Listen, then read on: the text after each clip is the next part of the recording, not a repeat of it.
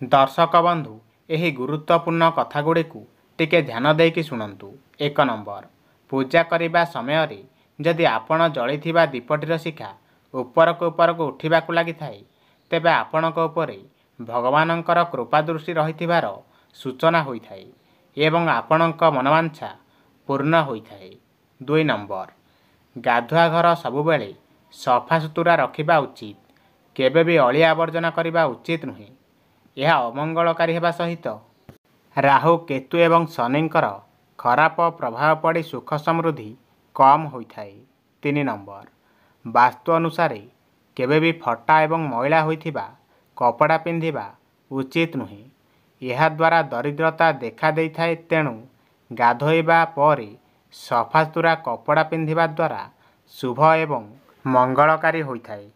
4 number, दुआर मुहरु कौनसी असहाय लोकंकु खाली हाथ फेराइबा उचित नुहे। निज सामर्थ्य अनुसार तांको साहाय्य करिबा दरकार। यह द्वारा भगवानंकर कृपा मिले बोली मान्यता रहिछि। 5 नंबर, जेउ लोकंकर मुहर डाहाण पाखरे कला जाई थाए से परोपकारी एवं मान सम्मानर अधिकारी होइथांती। एही लोकंक उपरे सबुबेले भगवानंकर आशीर्वाद रही थाए। 6 नंबर, जेउ पुरुषर मुंडर केश कुंचुकुंचिया होइथाए सेमाने सरलमना एवं जिदिया प्रकृतिर होइथांती। सेमानंक दाम्पत्य जीवन खुशी रे कटिथाए। 7 नंबर, नाकरे कला जाई रहिथिबा लोकमाने स्वाभिमानी होइथांती एवं जीवन रे प्रगति करिथांती। 8 नंबर, हातर पापुली मझिरे कला जाई रहिथिबा लोकमानंकर धनर भाव होई नथाए एवं विवाह परे भाग्योदय होइथाए। 9 नंबर, पादर आंगुठीरे कला जाई चिन्ह रहिथिबा लोकमाने भ्रमण करिबाकू भल पाइथांती एवं अन्यर उपकार मध्य करिथांती।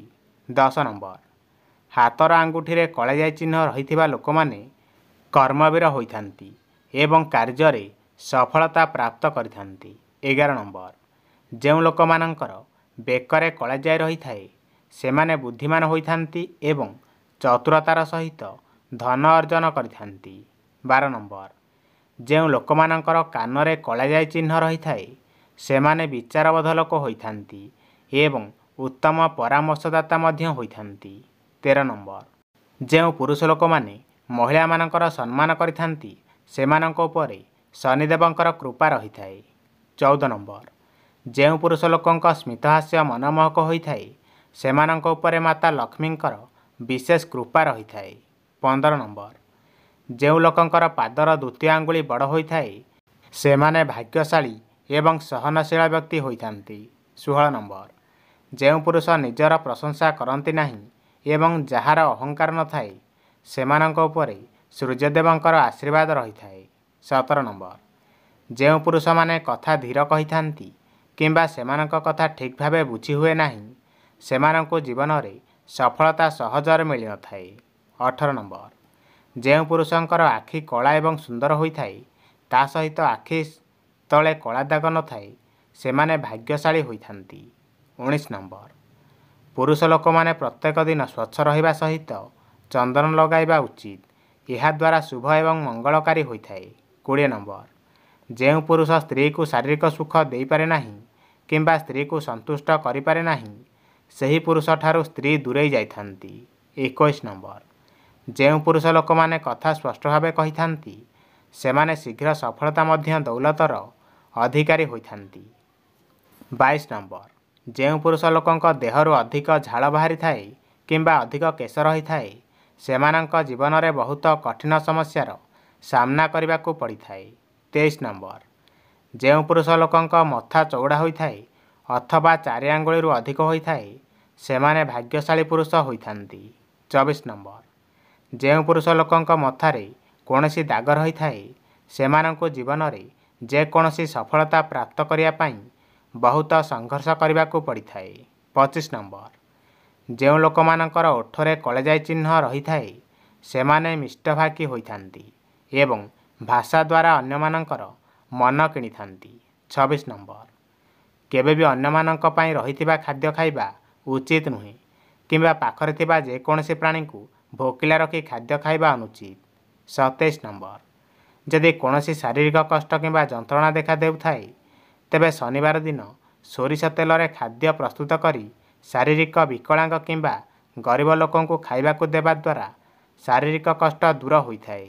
28 नंबर कौनसी दिन स्नान करिया परे मंदिर जाई महादेवंकु गौरीशंकर रुद्राक्ष अर्पण करिबा द्वारा मंगलकारी हेबा सहित बहुदिनरू रहिथिबा मनवांछा पूर्ण होइथाए।